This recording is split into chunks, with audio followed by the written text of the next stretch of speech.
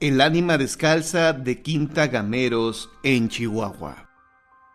Una de las mansiones más hermosas de la ciudad de Chihuahua es, sin duda, el inmueble que alberga el Centro Cultural Universitario llamado Quinta Gameros. La propiedad fue construida por el arquitecto colombiano don Julio Corredor Latorre, por encargo de don Manuel Gameros, quien estaba profundamente enamorado de una joven quinceañera llamada Rosa, siendo esta la razón por la que en los relieves decorativos de la casa predominan las rosas. La construcción inició en 1907 y terminó en noviembre de 1910, cuando estalló la Revolución Mexicana y el señor Gameros se vio obligado a abandonar el estado. En 1913 el general Francisco Villa ocupó la ciudad y la Quinta Gameros fue intervenida por las autoridades revolucionarias. En ella vivió por un par de meses don Venustiano Carranza. Esta casa llegó a funcionar como prisión y cuartel general de Francisco Villa y hasta como hospital. A pesar de ello, parecía que los años no han pasado. Conserva estilo y decoración acorde con la época en que fue construida. Quizá por ello las ánimas que parecen habitarla no se han dado cuenta de que estamos en otro siglo. Dado lo anterior, es posible que haya una infinidad de historias por contar acerca de esta casa, pero lo más relevante es la que cuentan los guardias que la cuidan. Uno de ellos cuenta cómo hace 9 años vio una sombra que cubría la luz de los tragaluces, por lo que fue rápidamente hasta el segundo piso, en donde observó a una hermosa muchacha que andaba descalza, vestida con seda de colores verde y rosa. Entonces se dirigió a ella. «Disculpe, señorita, pero los turistas no pueden entrar al segundo piso. ¿Cómo llegó hasta aquí?» La joven sonrió antes de musitar. «Naturalmente que por la otra puerta. Siempre está abierta. Disculpe usted, ando descalza porque tengo mucho calor y mis zapatos están en los jardines. Me voy para que no lo vayan a regañar». Ella caminó hacia un lado de la puerta y el guardia hacia el otro. Cuando él bajó, le avisó a su compañero que andaba una persona en el segundo nivel. Su compañero sacó la llave para abrir la puerta y subió junto a él, pero ya no encontraron a la muchacha. Se preguntaron cuál sería la puerta por la que entró, si ellos usaron su llave para entrar y salir, y nunca antes habían dejado abierta alguna puerta. El guardia recordó que la muchacha había dicho que andaba descalza y que sus zapatos estaban en los jardines, así que fue a buscarla. Al no encontrarla en los jardines, subió nuevamente, pero sus compañeros que estaban en la puerta principal no la habían visto salir. Aun cuando registraron la casa entera, no la volvieron a ver jamás. 2 años después de este incidente, cuando el segundo piso fue restaurado, quedó una capa de polvo sobre el piso. Se dice que cuando los guardias volvieron a las 8 de la mañana, encontraron unas pisadas perfectamente marcadas de lo que parecía ser una mujer, las cuales no tenían salida a ninguna parte. Con el paso de los años, los guardias de la mansión han aprendido a convivir con el ánima del ser, al que sencillamente llaman la descalza. Leyendas de la Inquisición. El franciscano sin cabeza.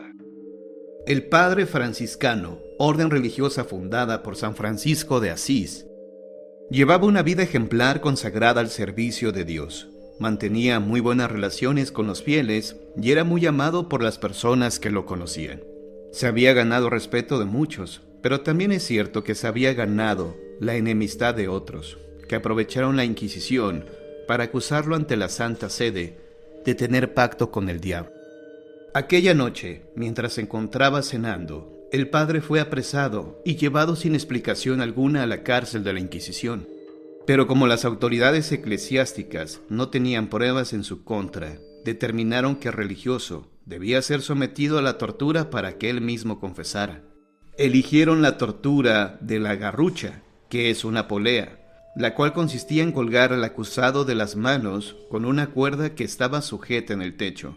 El padre fue amarrado de las muñecas y poco a poco lo elevaron, produciéndole con esto un inmenso dolor.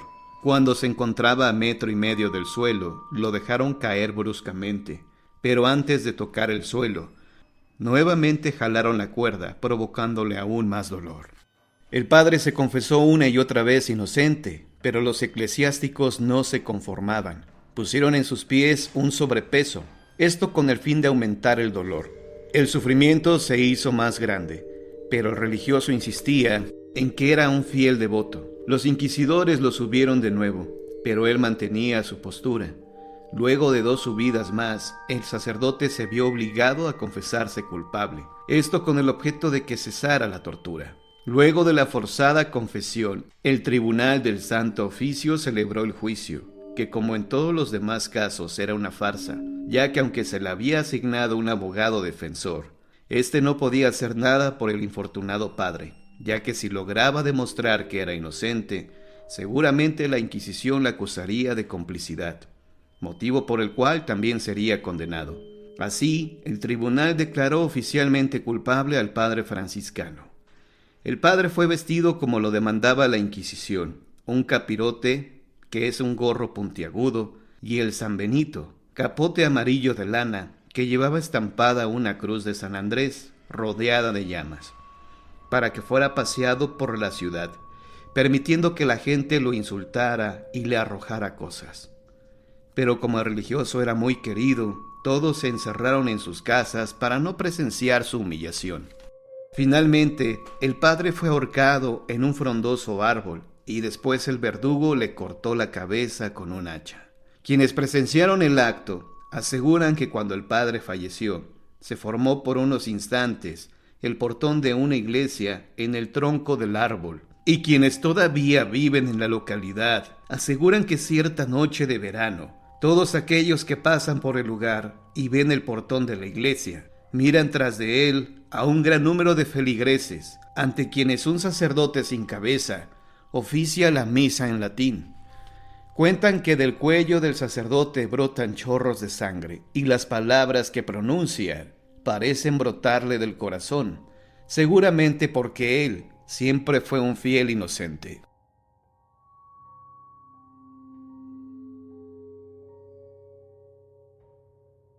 El hechizo del pando, leyenda de Colima.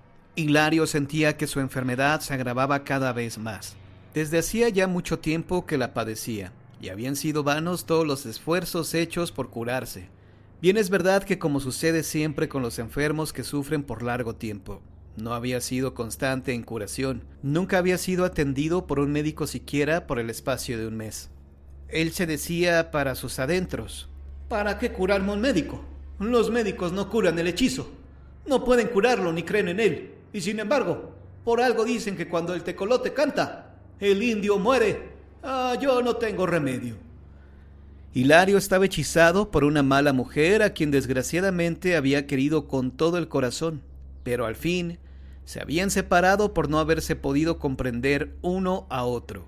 Ella tenía mal carácter y ahora se vengaba del pobre hombre causándole un mal incurable. Todo el barrio de Manrique lo sabía, e incluso había personas que aseguraban que Teófila, la amada perversa, tenía en su lugar secreto de su casa un muñeco que era el vivo retrato de Hilario, con una espina clavada en la espalda.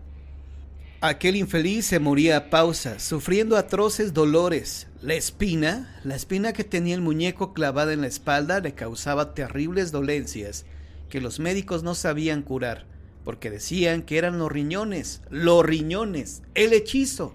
Todos sabían que era el hechizo lo que hacía padecer a Hilario. Margarita, su hermana, le hacía cuanto remedio le aconsejaban los vecinos del barrio, y sobre todo los boticarios, que en Colima presentaba a los médicos una gran ayuda en el ejercicio de la profesión, pues ellos curaban la bilis, el mal del amor, las reumas, las enfermedades de la sangre, sin cobrar un solo centavo. Un día, ya al atardecer y con la esperanza perdida, la atribulada Margarita pensó hablarle a un médico que fuera a hacerle una visita a su hermano, no para que lo curara, sino para que lo viera y, en trance fatal de la muerte que ya esperaba, le diera el certificado de defunción, sin el cual no podían enterrar el cadáver. El médico llegó ya casi entrada la noche. La pieza estaba apenas alumbrada por una vela de grasa de buey que difundía una tenue luz amarillenta y vacilante, dando a la estancia un aspecto fantástico y lúgubre. Desde la mesa en que estaba colocada hasta otra mesa corriente llena de botellas y trastos de cocina. El enfermo, con una respiración fatigada y angustiosa, yacía en un catre de madera. En el semblante expresaba la cercanía del último suspiro. El médico lo examinó, escuchó silencioso y atento algunas palabras entrecortadas por la angustia de la respiración. Sacó del bolsillo algunas hojitas de papel y recetó. Antes de retirarse, el médico dio al enfermo lo único que podía darle, la esperanza. Le prometo que se aliviará, aunque me hayan buscado demasiado tarde. Llamó aparte a Margarita para explicarle cómo debía darle la medicina al enfermo y advertirle que ya era extemporáneo el esfuerzo por la curación, esfuerzo que hacía en cumplimiento de un deber profesional. En aquel momento recetaba por deber, pero sin esperanza, aunque se lo hubiera dado al enfermo para que éste luchara. El médico no se equivocaba, aún venía de la botica con la medicina cuando el enfermo expiró. Bien claro lo decía el canto lúgubre del tecolote que desde el obscurecer se escuchaba entre el ramaje espeso del aguacate del corral, infundiendo en el barrio cierto misterioso terror. Tales creencias vinieron a confirmarse poco después de fallecer el enfermo, porque cuando tenía su cadáver en el suelo con una teja para que ganara las indulgencias, se levantó de medio cuerpo atemorizando a los presentes y arrojó algo por la boca. ¡Ya lo ven!, exclamaron todos. ¡Apostema! No cabe duda que estaba hechizado por aquella mala mujer. Sepultaron el cadáver de Hilario, que vulgarmente era conocido en el barrio de Manrique por el apodo de El Pando, y por varios días al oscurecer, confirmando la opinión popular, siguió el tecolote cantando lúgubremente entre el ramaje espeso del aguacate del corral.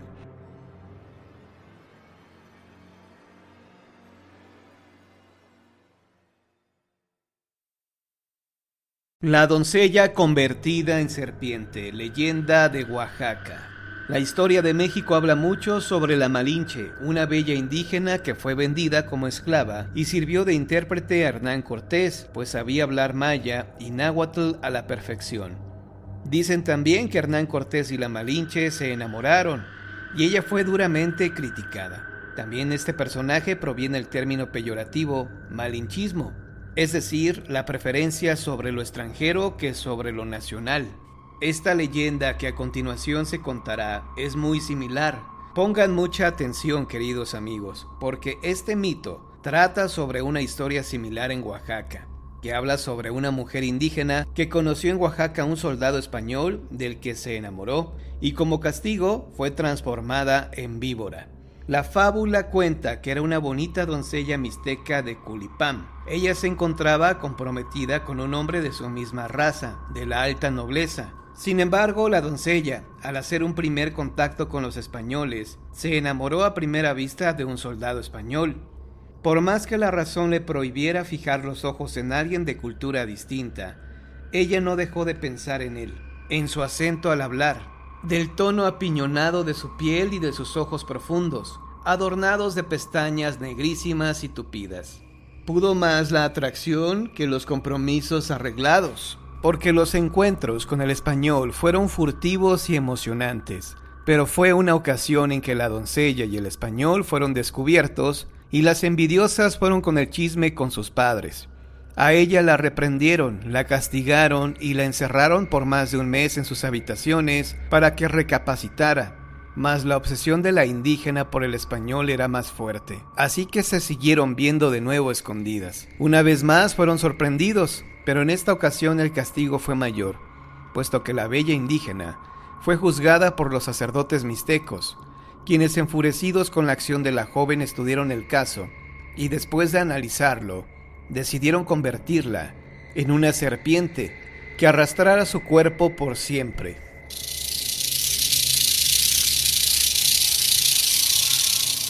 Exiliándola además, pues debía vivir en la parte poniente de la región, donde en la actualidad existen aún ruinas del pueblo mixteco. En la zona poniente, el día 24 de julio cada año, como parte de su castigo, la joven tenía que arrastrarse hasta el templo católico de Culipam, para que en un acto de rebeldía le avisara a su pueblo indígena que el 25 de julio era el rito de sus dioses indígenas, con el objetivo de que hubiese buena fortuna, buena cosecha y prosperidad para toda su población.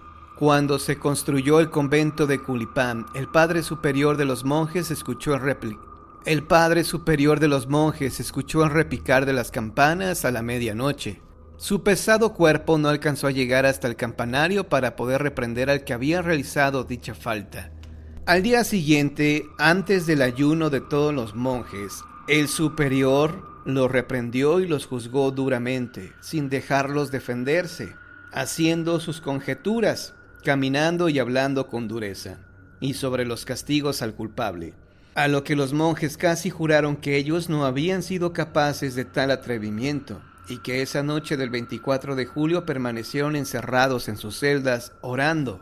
Uno de los jóvenes estudiantes fue el que se envalentonó y le aseguró al superior que nadie de sus compañeros había sido, y que en realidad era una doncella convertida en serpiente quien había tocado las campanas a la medianoche. El superior, incrédulo, no le creyó al estudiante, a quien le tocó un duro regaño frente a los demás. Sin embargo, pasó un año y el superior quiso desentrañar aquella anécdota contada por el estudiante. Por eso se escondió detrás de algunos trebejos viejos en el campanario. Esperó y esperó, hasta después de la medianoche en que el sueño lo estaba venciendo. Escuchó deslizarse a una víbora de cascabel.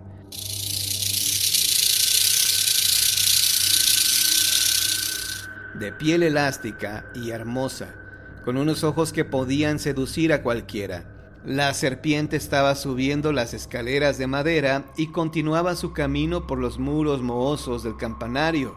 El superior tenía miedo, pero en medio del caos pudo más la curiosidad y la valentía que lo demás. Por tanto, se atrevió a preguntar: ¿Quién eres tú? La serpiente parecía querer atacarlo. Se enroscaba y agitaba su cascabel con ganas de hacerle daño. Mas el monje no se inmutó y con una voz clara y sin titubear volteó a preguntar: ¿Quién eres tú? Te pido en el nombre de Dios que por favor me expliques qué haces tú aquí y qué objeto tienes en tocar el campanario. Entonces la serpiente, más tranquila, despacio y con la voz de mujer atormentada por su pasado, le fue narrando poco a poco el peso de los años que llevaba con el castigo. Lloraba mientras le contaba su enamoramiento con el español, así como el enojo de sus padres y el veredicto de los viejos sabios mixtecos. También le explicó el por qué toca las campanas en el monasterio. Ella debía recordarle a su pueblo indígena que en ese lugar se realizaban rituales a sus dioses para una mejor siembra y una mayor prosperidad, y que el castigo solo se levantaría si un hombre de alma buena y corazón valiente le creyera la historia para retirarle el castigo. Por eso mismo, el superior le realizó un exorcismo que duró horas, en el que oró y oró. Además, la rociaba con agua bendita y pedía perdón a Dios por todos los pecados cometidos. Hasta que después de mucho tiempo, la piel de serpiente fue cayendo al piso y la doncella salió de aquel cruel conjuro. Aún era hermosa y le agradeció con el corazón al cura, quien solo le dijo que se fuera en paz y que volviera a comenzar una nueva vida.